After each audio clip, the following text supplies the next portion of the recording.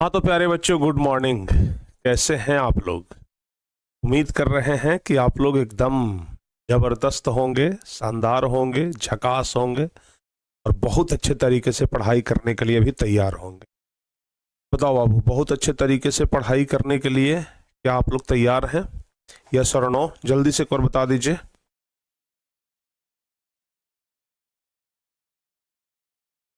तो चलिए, सब बच्चे तैयार हैं? हैं? सब बच्चे तैयार हैं बाबू? हाँ या ना बताइए जल्दी से। सभी बच्चे तैयार हैं? गुड मॉर्निंग भाई, आप सभी बच्चों को सुप्रभात, गुड मॉर्निंग, नमस्कार। तो सब बच्चे जुड़ जाइए जल्दी जल्दी से। आज हम लोग हिस्ट्री पढ़ेंगे और हिस्ट्री पढ़ भी रहे थे। हिस्ट्री का पहला नंबर चैप्टर, यूरोप में राष्ट्रवाद का उदय, हम लोग ये चैप्टर पढ़ लिए थे।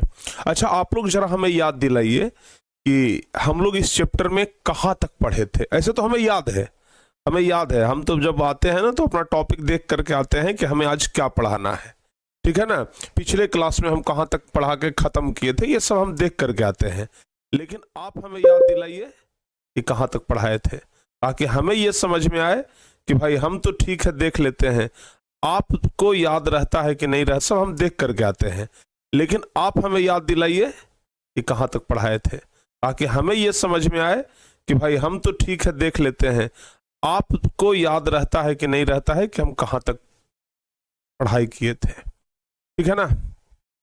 हाँ, कितने बच्चे को जानकारी है? 1830 ईस्वी की क्रांति तक, 1830 ईस्वी की क्रांति तक नहीं, 1848 नहीं पढ़ाए थे, 1848 पढ़ाना था। 1848 के अलावा, 1848 का क्रांति तो हम आपको पढ़ाएंगे ही, 1848 के क्रांति के अलावा पढ़ाना था इटली और जर्मनी का एकीकरण, ठीक है ना। 1848 के क्रांति के अलावा इटली और जर्मनी का एकीकरण भी पढ़ाना था। चलिए एक बार शुरू से शुरुआत कर देते हैं ना, थोड़ा सा आप लोग को समझाने के लिए। सबसे पहले प्यारे बच्चों, जरा ध्यान से एक बार देखिएगा, आप लोग को हम एकदम बेसिक से लेकर के चल रहे हैं। सबसे पहले हम आप लोगों को 1789 ईस्वी का क्रांति बताए थे, अगर आपको याद होगा तो, ठीक है ना। अगर आपको याद होगा तो हम सबसे पहले आप लोगों को 1789 ईस्वी का क्रांति बताए थे। सबसे पहले 1789 का क्रांति बताए थे कि नहीं बताए थे? और 1789 के क्रांति के समय शासक कौन था? बताओ बाबू जल्दी से। 1789 ईस्वी की क्रांति सबसे पहले हम आपको बताए थे 1789, ध्यान रखिएगा, 1789 को, 1789 ईस्वी में जो क्रांति हुआ, जो आंदोलन हुआ, ठीक है ना, लुई सुलहमा था। कौन था बाबू? लुई सुलहमा। समझ में आ गया ना क्या था? 1789 ईस्वी का जब क्रांति हुआ तो उस समय शासक कौन था? लुई सोलहवा, ठीक है ना। याद रहेगा, याद रहेगा। हाँ, तो लुई सोलहवा 1789 ईस्वी तक शासन करता है फ्रांस में, ठीक है ना। उसके बाद लुई सोलहवा फ्रांस की गद्दी से हटता है। 1789 ईस्वी की क्रांति के बाद लुई सोलहवा की हत्या कर दी जाती है, ठीक है ना। चलिए, उसके बाद आपको पता है कि नेपोलियन युग आता है। उसके बाद क्या आता है फ्रांस में? नेपोलियन युग का शुरुआत होता है, ठीक है ना। नेपोलियन युग का शुरुआत होता है, ध्यान रखिएगा, ठीक है बाबू। जो बता रहे हैं ना उसे अच्छे तरीके से समझिएगा। 1789 ईस्वी का क्रांति लुई सोलहवा, उसके बाद नेपोलियन युग आया। और आप लोग हमें बताइए कि नेपोलियन युग कब से कब तक रहा? जल्दी से एक बार बता दीजिए, नेपोलियन युग कब से कब तक रहा? तो आप लोग ध्यान रखिएगा, नेपोलियन युग रहा था 1804 ईस्वी से लेकर के 1815 ईस्वी तक। अगर आपको सच्ची जानकारी हो, अगर अच्छे तरीके से जानकारी हो, ठीक है ना। हाँ बाबू, तो ध्यान रखिएगा, नेपोलियन युग कब से कब तक? तो 1804 ईस्वी से लेकर के 1815 ईस्वी तक नेपोलियन युग रहा, ठीक है ना। 1704 ईस्वी से लेकर के 1815 तक। 1789 से 1815 तक ना बोलेंगे बाबू। काहे नहीं बोलेंगे? क्योंकि नेपोलियन राजा बना था 1804 ईस्वी में। अगर आप 1789 बोलेंगे तो 1789 में नेपोलियन राजा नहीं था। 1789 में क्या नेपोलियन राजा था? नहीं, 1789 में नेपोलियन राजा नहीं था, तो इसलिए 1804 से 1815 तक बोलेंगे। ठीक है ना। नेपोलियन के बारे में हम आपको एक एक बात, सब बात अच्छे तरीके से बता दिए थे। अगर आपको जानकारी हो और अगर आप अच्छे तरीके से रिवीजन किए होंगे तो आपको अच्छे तरीके से जब ये याद होगा बाबू। नेपोलियन के बारे में ना हम एक एक बात बहुत अच्छे तरीके से बताए थे। ठीक है ना। नेपोलियन के बारे में, नेपोलियन संहिता के बारे में, ठीक है, ये सब हम आपको अच्छे तरीके से बता दिए थे। चलिए, उसके बाद आपको पता है कि जब नेपोलियन का युग 1815 ईस्वी में समाप्त होता है। क्यों भाई समाप्त होता है? तो 1815 ईस्वी में वाटरलू का युद्ध होता है। आपको बताए थे ना, 1815 ईस्वी में वाटरलू का युद्ध होता है। और उस वाटरलू के युद्ध में नेपोलियन हार जाता है। ठीक है ना, नेपोलियन हार जाता है, ध्यान रखिएगा। ठीक है, रूस, ब्रिटेन, प्रशा, ऑस्ट्रिया, ये सब ना एक साथ मिलकर के युद्ध करता है तो नेपोलियन को हरा देता है। और नेपोलियन जब हारता है तो उसके बाद वियना सम्मेलन होता है। और वियना सम्मेलन के बारे में भी हम आपको बताए थे कि वियना सम्मेलन का लक्ष्य था पुरातन व्यवस्था की स्थापना करना। यानी कि जो नेपोलियन के द्वारा बदलाव किया गया था, ठीक है ना, नेपोलियन के द्वारा जो भी बदलाव का कार्य किया गया था, नेपोलियन के द्वारा जो भी फ्रांस में जिस राज्य को, जिस देश को अस्त व्यस्त कर दिया गया था, उन सब राज्यों को क्या करना था? पुनः पहले जैसा करना था। तो इसी को कहते हैं पुरातन व्यवस्था की स्थापना। तो ध्यान रखिएगा बाबू, पुरातन व्यवस्था की स्थापना ना आप लोग अच्छे तरीके से याद रखिएगा। ठीक है, हाँ, अच्छे तरीके से ना इसको आप लोग ध्यान रखिएगा। क्लियर? चलिए, अब आप लोगों को हम बताए थे कि जब 1815 ईस्वी में नेपोलियन युद्ध में हार जाता है, हम आपको बताए थे कि जब 1815 ईस्वी में नेपोलियन युद्ध में हार जाता है तो नेपोलियन के युद्ध में हारने के बाद सम्राट कौन बनता है? लुई 18वां। बताए थे ना बाबू, लुई 18वां जो है वो वहां का शासक बनता है। कौन बनता है? लुई 18वां। ध्यान रखिएगा। तो नेपोलियन के बाद शासक कौन बना बाबू? लुई 18वां। ध्यान रखिएगा। अच्छा, लुई 18वां को शासक किसने बनाया था? मेटरनिख ने। तो एक बात अच्छे तरीके से ध्यान रखिएगा कि जब नेपोलियन युग का खत्मा होता है, जब नेपोलियन युग खत्म होता है तो मेटरनिख युग आता है। ठीक है ना। तो बाबू आप लोग बताइए, मेटरनिख युग इसके बाद ही आ गया। ठीक है ना, मेटरनिख युग आ गया। क्लियर? क्यों? ये कौन सा युग आ गया? मेटरनिख युग आ गया। और आप लोग बताइए, मेटरनिख युग कब से कब तक रहा था बाबू? मेटरनिख युग कब से कब तक रहा था? याद रखिएगा, मेटरनिख युग रहा था 1815 ईस्वी से लेकर के 1848 तक। ठीक है ना, 1848 तक, जब अंतिम क्रांति होगा ना, उस समय तक मेटरनिख का ही युग है। तो 1815 से लेकर के 1848 तक का जो समय है, इस समय को मेटरनिख युग के नाम से जानते हैं। ठीक है ना, 1815 से लेकर के 1848 तक का जो समय है, इसे हम लोग मेटरनिख काल या मेटरनिख युग के नाम से जानते हैं। ठीक है, तो याद रखिएगा, हम बता रहे थे नेपोलियन के बाद बाबू राजा कौन बनता है? लुई 18वां वहां का राजा बनता है। ठीक है ना, लुई 18वां क्या बनता है? फ्रांस का नया सम्राट बनता है। ठीक है, लुई 18वां वहां का नया सम्राट कौन बना? लुई 18वां सम्राट बना। लुई 18वां जो था ना, एक बढ़िया शासक था।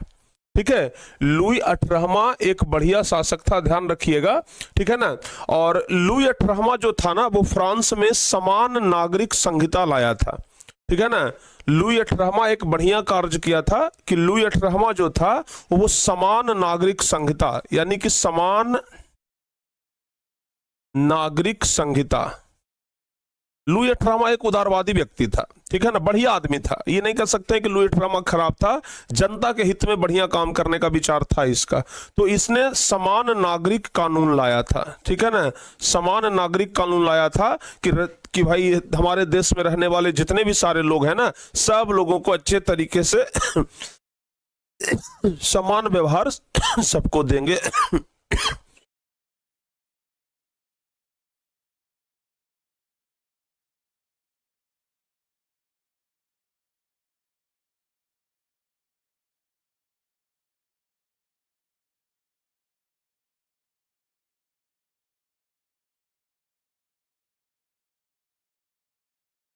ठीक है बाबू, ध्यान दीजिएगा कि लुई अठारहवां लुई अठारहवां जो था,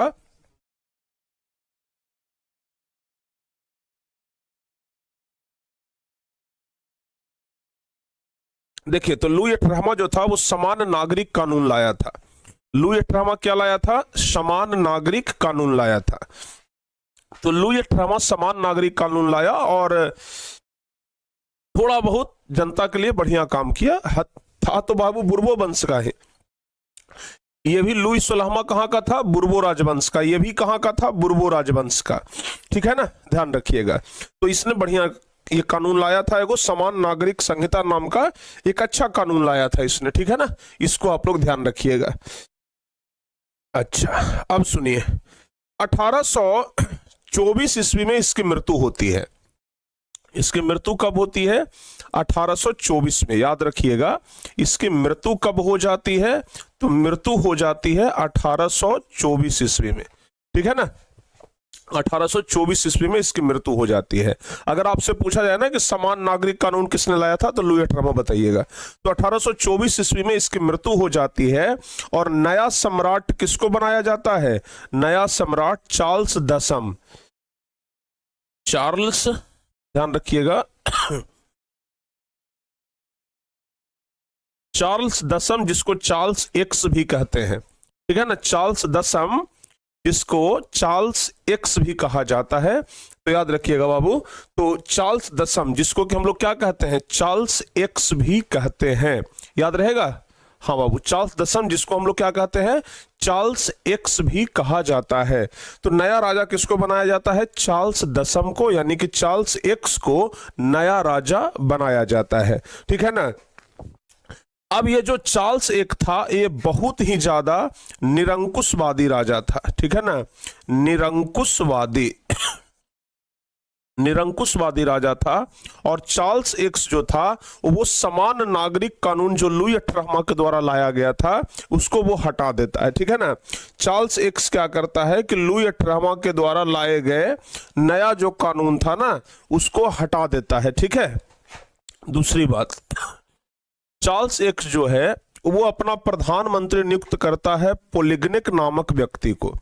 चार्ल्स एक्स जो है ना अपना प्रधानमंत्री बनाया पोलिगनिक को, ठीक है, पोलिगनिक को अपना प्रधानमंत्री बनाता है। चार्ल्स एक्स जो है पोलिगनिक को अपना प्रधानमंत्री बनाता है बाबू, ठीक है, समझ में आ रहा है ना। हाँ, चार्ल्स एक्स जो है ना वो पोलिगनिक को क्या बनाता है? अपना प्रधानमंत्री बनाता है।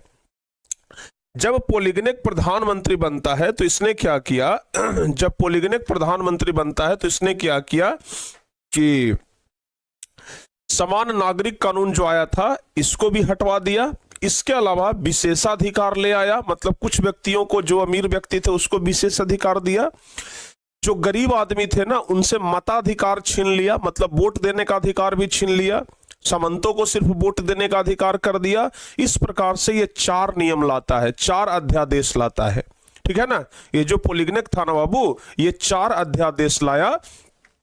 पोलिगनिक प्रधानमंत्री था, चार्ल्स एक्स का प्रधानमंत्री था पोलिगनिक।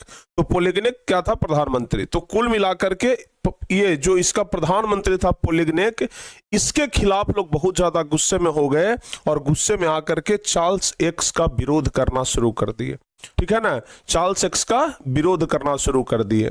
और ध्यान रखिएगा यहां पर ना आपको हम बताए भी थे 1830 ईस्वी के क्रांति के कारण के बारे में कि इसमें क्या होता है कि जब लोगों ने विरोध करना शुरू किया तो राजा जो चार्ल्स एक्स था ये भाग करके कहाँ चला गया, ये भाग करके इंग्लैंड चला गया। ये भाग करके कहाँ चला गया, इंग्लैंड चला गया। तो जब ये भाग करके इंग्लैंड चला गया तो यहीं पर बुर्बो राजवंश क्या हो जाता है, खत्म हो जाता है और अब एक नया राजवंश आता है जिसका नाम क्या है बाबू, आप लोग को बताए थे, ऑरलेंस वंश। ठीक है ना, ऑरलेंस वंश। ऑरलेंस वंश का नया राजा लुई फिलिप को बनाया जाता है। लुई फिलिप को इसका नया राजा बनाया जाता है। तो अब जो नया राजा बना है वो कौन बना है, लुई फिलिप बना है, ध्यान रखिएगा। अब नया राजा लुई फिलिप बना है और लुई फिलिप भी ना बहुत ही ज्यादा महत्वाकांक्षी व्यक्ति था।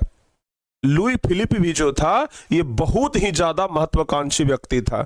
और लुई फिलिप जो है बाबू, इसने क्या किया कि अपना प्रधानमंत्री बना लिया गीजो नामक व्यक्ति को। किसको बनाया प्रधानमंत्री, ये प्रधानमंत्री किसको बना लिया, गीजो नामक व्यक्ति को। अब जब से ये गीजो नामक व्यक्ति को प्रधानमंत्री बनाया, लोगों ने बहुत विरोध करना शुरू कर दिया। गीजो जो था ना वो गरीबों को देखना नहीं चाहता था, तो गीजो को प्रधानमंत्री बनाया। उसके बाद से इसका विरोध होने लगा। तो सुन लीजिए, आज हम लोग सबसे पहले 1848 ईस्वी की क्रांति के बारे में ही पढ़ेंगे। ठीक है ना, हम लोगों को यहीं से पढ़ना है बाबू। पूरा एक बार हम रिवीजन आपको करवा दिए, ठीक है ना, पूरा हम एक बार रिवीजन आप लोगों को करवा दिए हैं। अब हम लोग को यहां से पढ़ाई करनी है तो यहां से अच्छे तरीके से देखेंगे, जो जो इंपॉर्टेंट चीजें हम देखेंगे बाबू। ठीक है ना, देखिए जरा समझिएगा बाबू। लुई फिलिप जो कि 1830 ईस्वी में राजा बना था। चार्ल्स एक्स जब भाग करके इंग्लैंड चला गया था ना, तो उसके बाद ऑरलेंस वंश का नया राजा किसको बनाया गया था, लुई फिलिप को। और यह भी एक अति महत्वाकांक्षी शासक था। इसने अपनी महत्वाकांक्षाओं को पूरा करने के लिए गीजो नामक एक प्रतिक्रियावादी व्यक्ति को अपना प्रधानमंत्री बनाया। आपको बताया था ना कि गीजो को अपना प्रधानमंत्री बनाया था किसने, लुई फिलिप ने। ठीक है ना, गीजो ने पूंजीपति वर्ग का समर्थन किया। अब गीजो जो प्रधानमंत्री बना था उसने पूंजीपति वर्ग का समर्थन किया। पूंजीपति वर्ग कहने का मतलब अमीरों का समर्थन किया, गरीबों का समर्थन नहीं किया। ठीक है ना, और साथ ही साथ अगर देश में गरीबी है तो कहा कि गरीबी रहने दो, अगर देश में भूखमरी है तो गीजो ने कहा कि भूखमरी रहने दो, कोई उसमें बदलाव नहीं होना चाहिए। यानी आर्थिक नीति में किसी भी प्रकार का परिवर्तन करने से इनकार कर दिया। कहा कि आर्थिक स्थिति में सुधार हो चाहे ना हो, उससे हमको कोई मतलब नहीं है। ठीक है ना, फलतः फ्रांस की आर्थिक स्थिति कमजोर होने लगी और देश में बेरोजगारी और गरीबी बहुत अधिक बढ़ गया। देश में बेरोजगारी और गरीबी क्या हुआ, बहुत अधिक बढ़ गया। ठीक है ना, 22 फरवरी 1948 ईस्वी को फ्रांस की राजधानी पेरिस में थीथर्स के नेतृत्व में एक विशाल भोज का आयोजन किया गया। फ्रांस की राजधानी पेरिस में ना थीथर्स के नेतृत्व में, थीथर्स एक नेता था, इसके नेतृत्व में एक विशाल भोज का आयोजन हुआ। उस भोज में बहुत सारे लोग आए खाना खाने के लिए और उसी भोज में जो लोग एकत्रित हुए बाबू, ध्यान रखिएगा, तो लुई फिलिप से गद्दी छोड़ने की मांग करने लगे। उसी भोज में जितने भी लोग एकत्रित हुए वो बुरी तरीके से भड़क गए और तुरंत लुई फिलिप से गद्दी छोड़ने की मांग करने लगे। ठीक है ना, और आंदोलन करना शुरू कर दिए। बोले कि भाई लुई फिलिप जब ऐसा आदमी है, गीजो को प्रधानमंत्री बना दिया है, ऐसा करिए जितना जल्दी हो सके गद्दी छोड़ दीजिए। ठीक है ना, जितना जल्दी हो सके गद्दी छोड़ दीजिए। अंततः 24 फरवरी 1848 को लुई फिलिप जो है वो गद्दी त्याग दिया।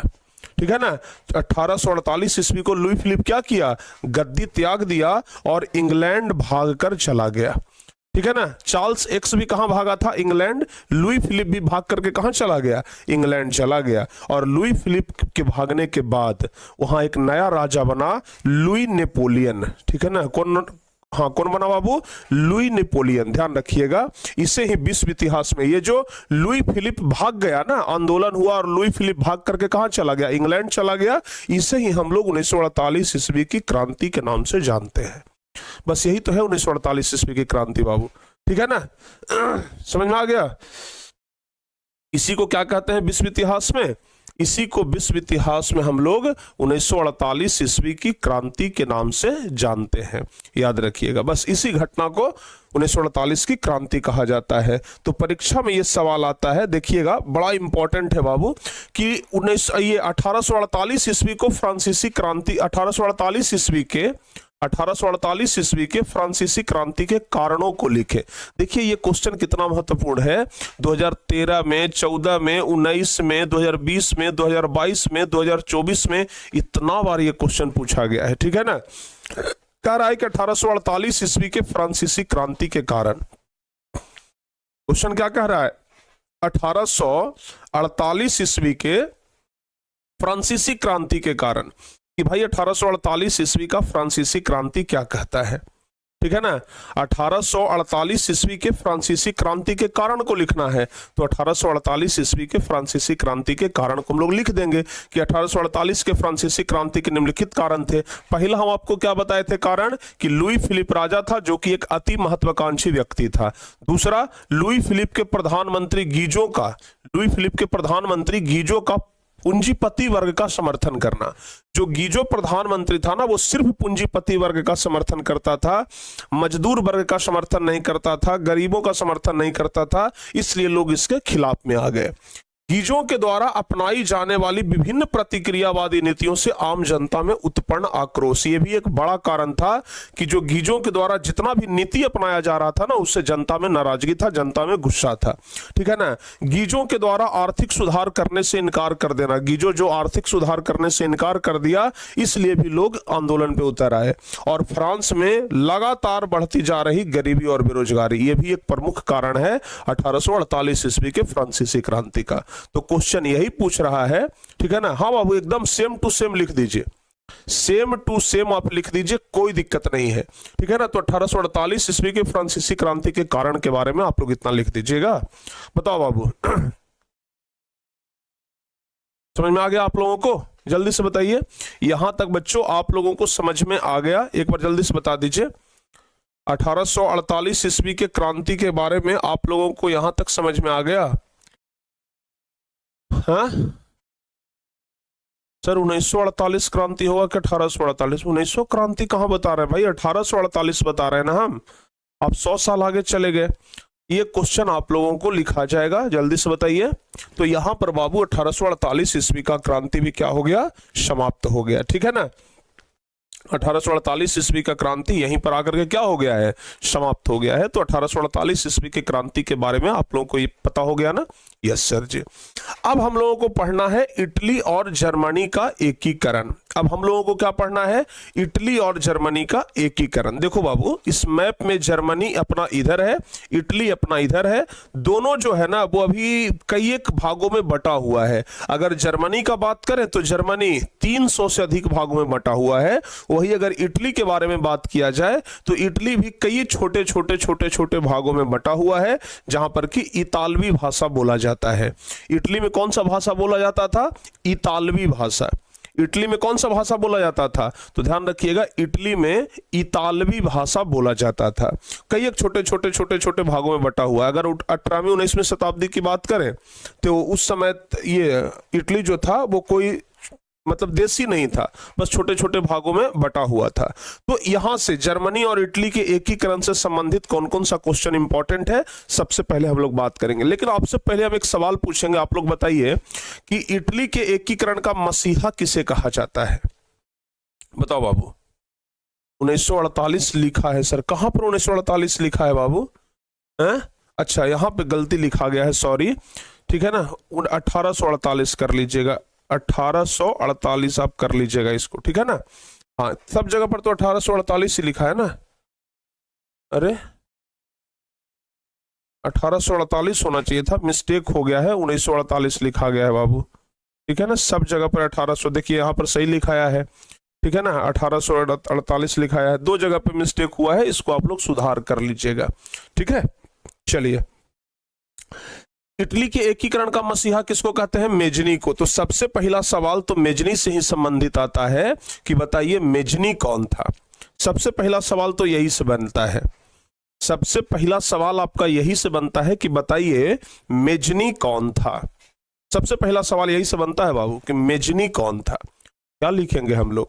लिखेंगे कि मेजनी का जन्म 1805 ईस्वी को जिनेवा में हुआ। मेजनी को इटली के एकीकरण का मसीहा कहा जाता है। एकदम सेम टू सेम आप परीक्षा में लिख सकते हैं। मेजनी को क्या कहा जाता है? इटली के एकीकरण का मसीहा।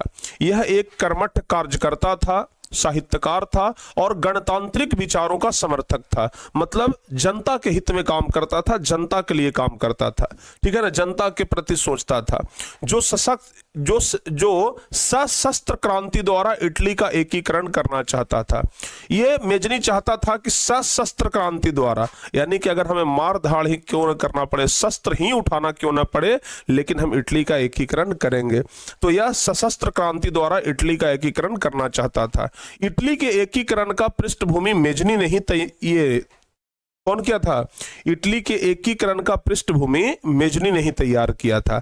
यानी कि अगर इटली का एकीकरण हो पाया तो वो मेजनी के बदौलत ही हो पाया। 1830 ईस्वी में नागरिक आंदोलन चलाया था जिसका समर्थन तमाम जनता ने किया था और मेजनी ने 1831 ईस्वी में यंग इटली की स्थापना की तथा 1834 ईस्वी में यंग यूरोप की स्थापना की। तो ध्यान रखिएगा, पूछा है मेजनी के बारे में, तो मेजनी ने ही यंग इटली का भी स्थापना किया था 1831 में और 1834 में यंग यूरोप का स्थापना भी मेजनी ने ही किया था। तो ये क्वेश्चन एक इंपॉर्टेंट है। सशस्त्र कहने का मतलब कि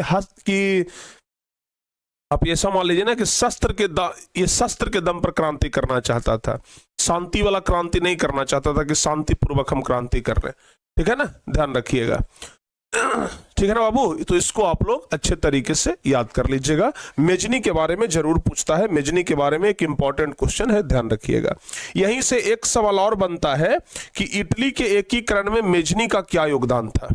यहीं से एक सवाल और बनता है जो कि 2011 में और 2015 के परीक्षा में पूछा भी है।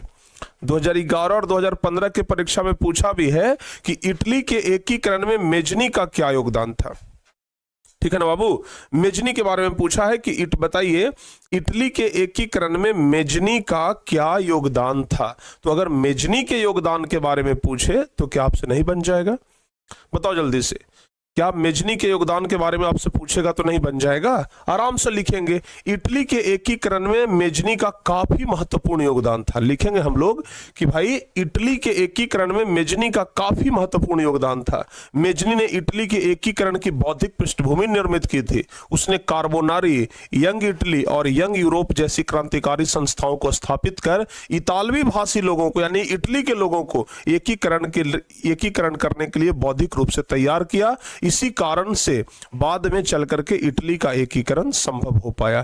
तो पूछा है कि इटली के एकीकरण में मेजनी का क्या योगदान था, तो बता देंगे कि भाई मेजनी ने नागरिक आंदोलन चलाया था, यंग इटली का स्थापना किया, यंग यूरोप का स्थापना किया, ठीक है ना, और जो इटली का जो एकीकरण था उसका पृष्ठभूमि भी तैयार किसने किया? इटली ने ही, ये मेजनी नहीं किया। यानी कुल मिलाकर के बोले तो मेजनी के बिना इटली का एकीकरण संभव नहीं था और इटली के एकीकरण का मसीहा किसको कहा जाता है? मेजनी को ही कहा जाता है। हो गया बाबू क्लियर? समझ में आ गया? ध्यान रखिएगा, ठीक है ना, इसको आप लोग जरूर ध्यान रखिएगा, हो जाएगा ना याद। चलिए, तो ये क्वेश्चन भी ना आप लोग के लिए महत्वपूर्ण है, इसको आप लोग जरूर याद कर लीजिएगा, ठीक है। अच्छा, एक ये वाला क्वेश्चन याद रखिएगा कि इटली और जर्मनी के एकीकरण में ऑस्ट्रिया की क्या भूमिका थी। ये क्वेश्चन 2013 में भी और 2020 में भी 2 बार ये क्वेश्चन पूछा है, ठीक है ना। 2013 में भी ये क्वेश्चन पूछा है और 2020 में भी ये क्वेश्चन पूछा है कि इटली और जर्मनी के एकीकरण में ऑस्ट्रिया की क्या भूमिका। आपको बताए थे कि इटली और जर्मनी के एकीकरण में ऑस्ट्रिया ही सबसे बड़ा बाधा था, बताए थे ना। इटली और जर्मनी के एकीकरण में सबसे बड़ा बाधा कौन था बाबू? तो इटली और जर्मनी के एकीकरण में सबसे बड़ा बाधा जो था वो ऑस्ट्रिया ही था, ठीक है ना। तो लिखेंगे हम लोग कि इटली और जर्मनी के एकीकरण में ऑस्ट्रिया राष्ट्रवादी भावनाओं को दबाने का कार्य किया। ऑस्ट्रिया चाहता था कि जर्मनी में और इटली में राष्ट्रवादी भावना न हो, ठीक है ना, यानी कि लोग आंदोलन न करें। तो उसने क्या किया? राष्ट्रवादी भावना को दबाने का कार्य किया। इटली और जर्मनी के एकीकरण में ऑस्ट्रिया ने राष्ट्रवादी भावना को दबाने का कार्य किया, यानी इटली और जर्मनी का एकीकरण न हो इसके लिए अपना पूरा ताकत लगा दिया था। किसने? ऑस्ट्रिया ने। ध्यान रखिएगा। लेकिन फिर भी राष्ट्रवादी भावना जो था वो इटली और जर्मनी में और मजबूत हुआ। ऑस्ट्रिया के चांसलर मेटरनिख के द्वारा किए जा रहे आर्थिक शोषण से इन क्षेत्रों की जनता नाराज थी, जिससे वह एकीकरण के लिए प्रेरित हुई और अंततः इन देशों का एकीकरण संभव हो पाया। यानी कुल मिलाकर के बोले तो ऑस्ट्रिया ही सबसे बड़ा बाधा था इटली और जर्मनी के एकीकरण का। ठीक है ना बाबू? ऑस्ट्रिया एक अलग देश है और हाँ, ऑस्ट्रिया अलग है और ऑस्ट्रेलिया अलग है, दोनों अलग अलग है बाबू। हैं? समझ में आ गया ना? से बहुत शॉर्टकट। अच्छा, एक बच्चे कह रहे हैं कि सर शॉर्टकट पढ़ाइए। बाबू शॉर्टकट क्यों चक्कर में पड़े रहते हो? ठीक है ना? अब शॉर्टकट अगर हम पढ़ाएंगे तो फिर मामला गड़बड़ा जाएगा ना, फिर बाकी लोगों में और हम में क्या अंतर रह जाएगा? बिहार में लोग प्रिंस सर को जानते हैं इतिहास सब्जेक्ट के लिए कि बाबू इतिहास सब्जेक्ट कहीं पर भी कैसा भी हो, लेकिन प्रिंस सर के पास पढ़ेंगे ना तो इतिहास हमारा बहुत बेहतर होगा। तो बाबू हम अपना तुलना दूसरों के साथ करके अपना क्वालिटी क्यों घटा लें? बताओ, अपना तुलना हम दूसरों के साथ क्यों करें? हैं? समझ में आ गया ना? तो इसको आप लोग एकदम ध्यान दीजिएगा। तो अगर आपसे पूछेगा कि इटली और जर्मनी के एकीकरण में सबसे बड़ी बाधा कौन थी, तो जवाब याद रखिएगा, इटली और जर्मनी के एकीकरण में सबसे बड़ी बाधा कौन थी? तो ये था। ठीक है ना? ऑस्ट्रिया ही था, इसको ध्यान रखिएगा। चलिए एक क्वेश्चन और बाबू जो कि यहां से पूछता है कि इटली और जर्मनी के एकीकरण में नेपोलियन का क्या योगदान रहा? नेपोलियन बोनापार्ट का क्या योगदान रहा था इटली और जर्मनी के एकीकरण में? ठीक है ना? इटली और जर्मनी के एकीकरण में नेपोलियन का क्या योगदान रहा? नेपोलियन बोनापार्ट का। तो लिखेंगे इटली और जर्मनी के एकीकरण में नेपोलियन बोनापार्ट का निम्नलिखित योगदान है। सबसे पहला, नेपोलियन ने अपने द्वारा शासित क्षेत्रों में समान प्रशासनिक व्यवस्था लागू की, जिससे लोगों में भावनात्मक एकता आई और राष्ट्रवाद का उदय हुआ। यानी कि जब नेपोलियन राजा था, जब नेपोलियन सम्राट था 1804 से 1815 के बीच में, तो उस समय नेपोलियन क्या किया था कि समान प्रशासनिक व्यवस्था, यानी कि सभी जगह पर एक समान व्यवस्था लागू किया था। नेपोलियन क्या किया था? पूरे यूरोप भर में, पूरे फ्रांस भर में वो समान व्यवस्था लागू किया था, और पूरे फ्रांस के अलावा जहां जहां पर उसने कब्जा किया था, अधिकार किया था, वहां सब जगह पर समान प्रशासनिक व्यवस्था लागू किया था, जिसके कारण क्या हुआ? भावनात्मक एकता आई, सभी लोग एकजुट हुए, क्योंकि सब लोग एक समान रहने लगे ना। ध्यान रखिएगा। और राष्ट्रवाद का विकास हुआ। दूसरा, नेपोलियन ने अपने द्वारा शासित क्षेत्रों में स्वतंत्रता, समानता और बंधुत्व की भावना फैलाई। यानी कि नेपोलियन जहां जहां भी अधिकार किया, सब जगह पर भाईचारे का भाव बढ़ाया कि भाई सब जगह पर स्वतंत्र लोग रहेंगे, एक समान तरीके से लोग रहेंगे, कोई भेदभाव नहीं होगा, और सब लोग बंधुत्व की भावना के साथ रहेंगे, भाईचारे की भावना के साथ रहेंगे। तो नेपोलियन जहां पर भी अपना शासन किया, वहां पर स्वतंत्रता, समानता और बंधुत्व की भावना अपनाई, जिससे लोगों में देश प्रेम की भावना जगी और राष्ट्रवाद को प्रोत्साहन मिला। ठीक है ना? देश प्रेम की भावना जगी और प्रोत्साहन किसको मिला? तो राष्ट्रवाद को प्रोत्साहन मिला। ये बात आप लोग ध्यान रखिएगा। ठीक है ना बाबू? तो पूछता है कि भाई इटली और जर्मनी के एकीकरण में नेपोलियन का क्या योगदान था, तो इसको आप लोग जरूर याद कर लीजिएगा। समझ में आ गया ना? चलिए इसको आप लोग ना जरूर याद कर लीजिएगा बाबू। अच्छा, अब उसके बाद बात करते हैं, ये तो हो गया इटली का एकीकरण। अब बात करते हैं जर्मनी का एकीकरण। तो सवाल पूछता है कि जर्मनी का एकीकरण की क्या क्या बाधाएं थी। ये 2022 ईस्वी में पूछा गया सवाल है कि जर्मनी के एकीकरण का बाधा क्या था, कौन सा ऐसा बाधा था जिसके वजह से जर्मनी का एकीकरण पूरा नहीं हो रहा था। तो ये क्वेश्चन भी बड़ा इंपॉर्टेंट है। ठीक है ना? इसको याद रखिएगा कि जर्मनी के एकीकरण का बाधा क्या था बाबू। तो लिखेंगे हम लोग कि जर्मनी के एकीकरण में निम्नलिखित प्रमुख बाधाएं थी। पहला, लगभग 300 छोटे बड़े राज्य ने विभाजित, ये लगभग 300 छोटे बड़े राज्य में क्या विभाजित रहना। जो जर्मनी था ना, वो 300 छोटे छोटे राज्यों में विभाजित था। ठीक है ना, और सबको जोड़ना एक बड़ा मुश्किल कार्य था। तो जर्मनी लगभग 300 छोटे छोटे राज्यों में विभाजित था। इन राज्यों में व्याप्त राजनीतिक सामाजिक तथा धार्मिक विषमताएं, ये जहां पर जर्मनी 300 छोटे छोटे भागों में विभाजित था, सब जगह पर राजनीतिक सामाजिक और धार्मिक विषमता अलग अलग है, सब जगह पर व्यवस्था अलग अलग है। तो बाबू सब जगह पर जब व्यवस्था अलग अलग है तो सब लोगों को एक साथ जोड़ना बड़ा चैलेंजिंग काम था। उसके अलावा इन सब जगहों पर राष्ट्रवाद की भावना का अभाव था। सबसे बड़ा चीज तो है कि लोगों के अंदर राष्ट्रवाद का भावना आएगा, उसके बाद ना लोगों को जोड़ा जाएगा। तो राष्ट्रवाद की भावना का सबसे ज्यादा क्या था, अभाव था। यह भी एक बड़ा मुश्किल बाधा था। ऑस्ट्रिया का हस्तक्षेप, आपको पता ही है कि जर्मनी के एकीकरण में सबसे बड़ा बाधा कौन था, ऑस्ट्रिया था। ये नहीं चाहता था कि जर्मनी का एकीकरण हो, तो ऑस्ट्रिया का भी हस्तक्षेप एक बहुत बड़ा बाधा था। और पांचवा, मेटरनिक की प्रतिक्रियावादी नीति। ऑस्ट्रिया का जो चांसलर था मेटरनिक, इसका प्रतिक्रियावादी नीति ये भी एक बड़ा कारण था, ध्यान रखिएगा, ठीक है ना। हाँ बाबू, ऑस्ट्रिया के चांसलर मेटरनिक का प्रतिक्रियावादी नीति भी एक बहुत बड़ा कारण है, इसको भी आप लोग जरूर ध्यान रखिएगा। तो कुल मिलाकर के जर्मनी के एकीकरण की क्या क्या बाधा थी, इसको आप लोग ध्यान रखिएगा, ठीक है ना। हाँ बाबू, जर्मनी के एकीकरण की क्या क्या बाधाएं थी, इसको आप लोग जरूर याद रखिएगा, ठीक है बाबू। हाँ,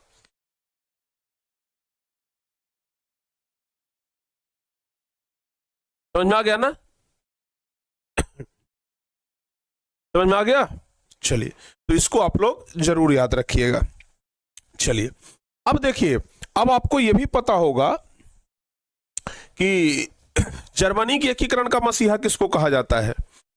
जर्मनी के एकीकरण का मसीहा किसको कहा जाता है बाबू, बताइए तो आप लोग। जर्मनी के एकीकरण का मसीहा किसको कहा जाता है? तो जर्मनी के एकीकरण का मसीहा कहा जाता है बिस्मार्क को। किसको? बिस्मार्क को। तो परीक्षा में सवाल आता है कि बिस्मार्क कौन था। परीक्षा में सवाल आता है बाबू कि बिस्मार्क कौन था, बिस्मार्क के बारे में बताइए, बिस्मार्क के बारे में लिखिए, ये परीक्षा में सवाल आता है। तो हम लोग लिखेंगे कि बिस्मार्क यह एक सफल कूटनीतिज्ञ व्यक्ति था। जो बिस्मार्क था एक सफल कूटनीतिज्ञ व्यक्ति था जो कि हीगेल के विचारों से प्रभावित था। यह राजतंत्र, प्रजातंत्र, निरंकुश, कट्टरवादी तथा उदारवादी आदि का समर्थक था। ठीक है ना। ये चाहता था, ये जो बिस्मार्क था ना, वो चाहता था कि भाई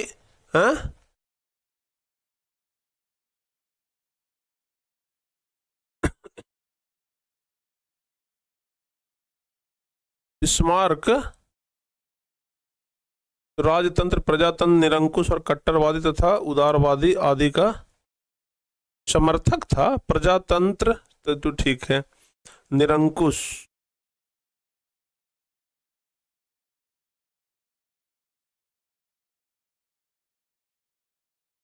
ये बाबू क्वेश्चन थोड़ा सा लगता है कि डिस्टर्ब कर दिया है। यहां पर ना बिस्मार्क जो था वो निरंकुश का समर्थक कैसे था भाई? बिस्मार्क तो निरंकुश का कभी समर्थक रहा ही नहीं। समझ में आ गया ना। निरंकुशवादी का समर्थन कर रहा था ये। जब निरंकुशवादी का समर्थन करता तब तो भी ये मेटरनिक का समर्थन करता। समझ में आ रहा है कि नहीं आ रहा है? ध्यान रखिएगा, यह एक सफल कूटनीतिज्ञ था जो हीगेल के विचारों से प्रभावित था। यह राजतंत्र, प्रजातंत्र, निरंकुश, कट्टरवादी, उदारवादी, यहां पर ना कुछ चीजों को हटा लीजिएगा। जैसे ये प्रजातंत्र का समर्थक था, उदारवादी का समर्थक था, निरंकुश का समर्थक नहीं था। ठीक है ना। नहीं होगा और यह काम बिस्मार्क कर सकते हैं। ठीक है बाबू, ये थोड़ा सा गलत हो गया है। ठीक है ना। इसको हम ना आंसर बाद में करके आपको भेज देंगे, इसका हम आंसर बाद में करके भेज देंगे, इसको भी रहने दीजिए, कहीं पे मिस्टेक टाइप हो गया है। चलिए अगला क्वेश्चन आप लोग ध्यान दीजिएगा, अगला क्वेश्चन आप लोग ध्यान दीजिएगा। परीक्षा में ये सवाल पूछा जाता है गैरीबाल्डी के बारे में। ठीक है ना। गैरीबाल्डी के बारे में पूछा जाता है कि गैरीबाल्डी के कार्यों को लिखें। ये 2014 में भी और 2016 में भी सवाल पूछा गया। ठीक है ना। ये सवाल 2014 में भी और 2016 में भी पूछा गया है कि गैरीबाल्डी के कार्यों को लिखें। ठीक है ना। गैरीबाल्डी को जानते हैं ना। गैरीबाल्डी पेशे से क्या था बाबू, एक और बताइए तो। गैरीबाल्डी पेशे से क्या था, पेशा से क्या काम करता था? गैरीबाल्डी क्या काम करता था? तो गैरीबाल्डी पेशे से एक नाविक था, बताए थे ना। गैरीबाल्डी जो था वो पेशे से क्या था? एक नाविक था। तो लिखेंगे कि पेशे से नाविक गैरीबाल्डी ने इटली के एकीकरण में काफी महत्वपूर्ण भूमिका निभाई थी। उसने 10,000 स्वयंसेवक नवयुवकों को मिलाकर के एक लाल कुर्ती सेना बनाई थी। ये लाल कुर्ती सेना का गठन किसने किया था? गैरीबाल्डी ने ही किया था। 10,000 नवयुवकों को उसमें शामिल किया था और पूरे जोश खरोश के साथ सिसिली और नेपल्स पर अपना अधिकार कर लेता है। और सिसिली और नेपल्स पर अधिकार करके दो इतालवी भाषा, इटली का ये देश था, ध्यान रखिएगा, सिसिली और नेपल्स, ठीक है ना। तो इतालवी भाषा जहां पर बोला जाता था और इन सभी ये राज्यों को जीत करके ये अपने राजा विक्टर एमेनुअल को सौंप देता है, ठीक है ना। इसके बाद वह अपने गांव चला गया और शेष जीवन एक साधारण किसान के रूप में व्यतीत करने लगा। इसे इटली के एकीकरण की तलवार भी कहते हैं। और याद रखिएगा, लाल कुर्ती का गठन भी इसने ही किया था। पहले ही हम बता दिए लाल कुर्ती, तो दोबारा आप लिख सकते हैं, अभी छोड़ भी सकते हैं, ध्यान रखिएगा। तो लाल कुर्ती का गठन गैरीबाल्डी ने ही किया था। तो अगर आपसे पूछा गया कि गैरीबाल्डी के कार्यों को लिखें तो आप लोग लिख दीजिएगा ना, बताओ बाबू। हाँ, तो गैरीबाल्डी के बारे में लिख दीजिएगा। ये क्वेश्चन बड़ा इंपॉर्टेंट है, इस क्वेश्चन को आप लोग जरूर याद रखिएगा, ठीक है। चलिए, हाँ, तो अब अगला नंबर जो क्वेश्चन है बाबू, वो आपका यही है, ध्यान रखिएगा, ये वाला।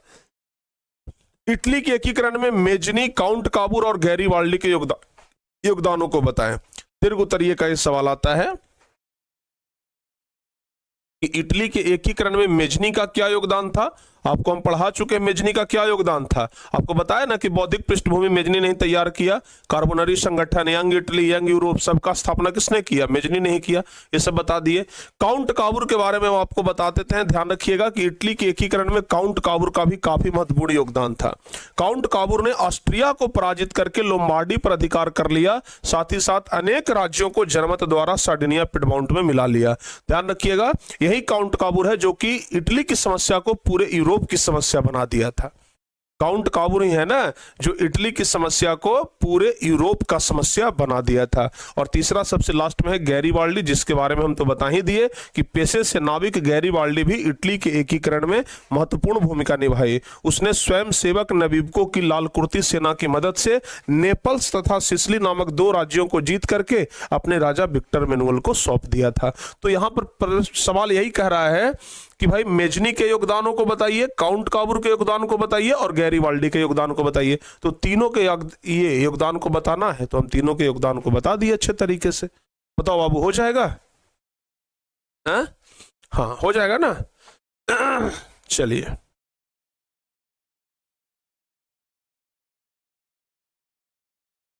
आगे बढ़ते हैं बाबू। अब अगला नंबर प्रश्न जो कि आप लोग याद रखिएगा, परीक्षा के लिए बहुत और सबसे लास्ट क्वेश्चन भी है। यूनानी स्वतंत्रता आंदोलन का वर्णन। इस चैप्टर का सबसे अंतिम प्रश्न, इस चैप्टर का सबसे लास्ट प्रश्न है बाबू, याद रखिएगा, ठीक है। हाँ, कि यूनानी स्वतंत्रता आंदोलन के बारे में बताइए। यूनान कैसे आजाद हुआ? अच्छा, आप लोग बताइए, यूनान कौन से देश का गुलाम था? यूनान को कौन सा देश गुलाम बनाए हुए था बाबू? एक बार जल्दी से बताओ तो। यूनान को कौन सा देश गुलाम बनाए हुए था, ये बताना है आप लोगों को। यूनान को कौन सा देश गुलाम बनाए हुए था? तुर्की बनाए हुए था। तुर्की, जिसको कि यूरोप का मरीज भी कहा जाता है। तो लिखेंगे हम लोग कि प्राचीन यूनान का अपना अतीत गौरवमय रहा है। इसे यूरोपीय सभ्यता का पालनकर्ता भी कहा जाता है, क्योंकि यह ज्ञान, कला, साहित्य, संस्कृत तथा दर्शन आदि का केंद्र बिंदु था। इस देश से दूसरे देश अपना शिक्षा पाकर के अपना विकास कर रहे थे, लेकिन खुद ये तरक्की नहीं कर रहा था। कौन? ध्यान रखिएगा, यूनान जो है वो तरक्की नहीं कर रहा था, क्योंकि यह तुर्की का गुलाम बना हुआ था। तुर्की से छुटकारा पाने के लिए हिटोरिया फिलाइड नामक एक गुप्त संस्था का गठन किया और तुर्की साम्राज्य को मिटाने का प्रयास किया। यूनान एक स्वतंत्र देश बनना चाहता था। इस यूनानी स्वतंत्रता संग्राम में इंग्लैंड के महान कवि लॉर्ड बायरन भी शहीद हो गए, और जिस कारण से जब लॉर्ड बायरन शहीद हुए तो पूरे यूरोप में आक्रोश की लहर छा गई। 1827 ईस्वी में लंदन में एक सम्मेलन हुआ जिसमें रूस, फ्रांस, इंग्लैंड एक साथ होकर के तुर्की का विरोध किया। और 1829 ईस्वी में एड्रियानोपुल की संधि यूनान और तुर्की के बीच हुई जिसमें तुर्की की हार हो गई। और अंततः 1832 ईस्वी में कुस्तुनतुनिया की संधि के तहत यूनान को आजाद कर दिया और यूनान का राजा किसको बना दिया? ऑटो को बना दिया। तो कुल मिलाकर के यूनानी स्वतंत्रता आंदोलन के बारे में अगर पूछेगा तो 5 नंबर वाले सवाल में और आपको इतना लिखना पड़ेगा। तो बाबू ये चैप्टर में जितना भी प्रश्न इंपॉर्टेंट था वो सब हम आपको बता दिए, ठीक है ना? हाँ, जितना भी प्रश्न महत्वपूर्ण था इस चैप्टर में हम सब आपको बता दिए। अब बताओ, हैं? तो बताइए बाबू, यहां तक याद हो जाएगा? ठीक है ना? तो चलिए इतना आप लोग जरूर याद रखिएगा, ठीक है ना? जितना क्वेश्चन हम आपको बता दिए हैं, ठीक है ना? हाँ, जितना क्वेश्चन आपको बताए हैं उतना क्वेश्चन जरूर याद रखिएगा। और फाइनली यहां पर प्यारे बच्चों ये चैप्टर क्या हो गया? द एंड हो गया। इस चैप्टर का खात्मा हो गया, द एंड हो गया। क्लियर? फाइनली आपका ये चैप्टर क्या हो गया? समाप्त हो गया। चलिए, तो कुल मिलाकर के आपका ये चैप्टर खत्म। इस चैप्टर में जितने भी ऑब्जेक्टिव थे सब बाबू हम आप लोगों को बता दिए। तो इसको अच्छे तरीके से आप लोग याद कर लीजिएगा, ठीक है ना? अच्छे तरीके से इसको बहुत अच्छे तरीके से याद कर लीजिएगा। तो चलिए फाइनली अब आज का सेवा यहीं पे समाप्त करते हैं। आज का क्लास बाबू यहीं पे समाप्त करते हैं और मिलते हैं हम आप लोगों से अब अगली क्लास में। तब तक के लिए जय हिंद, धन्यवाद।